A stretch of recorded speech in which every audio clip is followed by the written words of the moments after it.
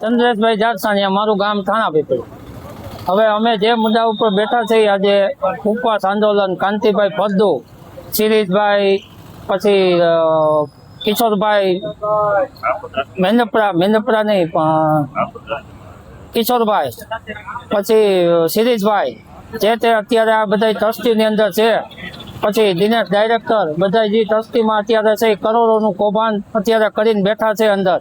એ કૌભાંડ અમારે બહાર બધા પાડે અને બધું ખુલ્લું થાય અને ટ્રસ્ટી હટાવો, કાંતિ ફળદુને હટાવો, કાંતિયા ફળદુને હટાવો એવી અમારી માગ છે। અને શિરીષભાઈને પણ હટાવો, કિશોર ડાયરેક્ટરને પણ હટાવો, બધાને હટાવો એવી અમારી માગ છે। અને સંસ્થાને પાછી જે મોલા પટેલ વખતે જે સંસ્થા હતી, દીકરીઓ 6, 7 ને 8 ધોરણની ફ્રી ભણતી, એ સંસ્થા એવી હવે બનાવવાની છે સમાજને। આ બધાને કાઢો અને સારા આગેવાન, સારા ગોટીને આગેવાનને ભેગા કરો અને સંસ્થા પાછી સારી રીતે ચાલુ થાય અને દીકરીઓ, સમાજની દીકરીઓ ભણે સારી રીતે અને આગળ આવે। બે આગેવાનો રાજીનામા પણ આપેલા છે અને હા, 2 આગેવાન સવજીભાઈ મેંદપરા અને રતિભાઈ મારડિયા એ સારી રીતે સમજી ગયા છે કે હવે આમાંથી નીકળી જવું બરોબર છે। એ 2 જણા સમજી ગયા છે। હવે આ બધાને અમારે કાઢવાના છે ને કરોડોનું કૌભાંડ કરીને બેઠા છે, એને બધાને ખુલ્લા પાડીને કાઢવાના છે। બધાને રાજીનામા દેવડાવવાની અમારી માગ છે। મેન કાંતિભાઈ ફળદુ, કાંતિયા ફળદુને રાજીનામું દે અને તે પછી આ બધાને રાજીનામા દેવડાવવાની અમારી માંગ છે। આગામી સમયમાં માગણી નહીં સંતોષાય તો શું કરશો?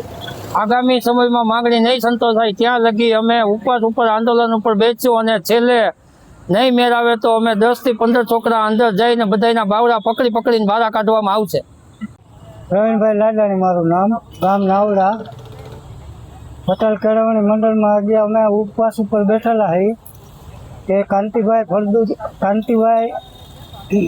ફળદુ જ્યાં સુધી રાજીનામું ના આપે ત્યાં સુધી અમારું ઉપવાસ આંદોલન ચાલુ રહેશે।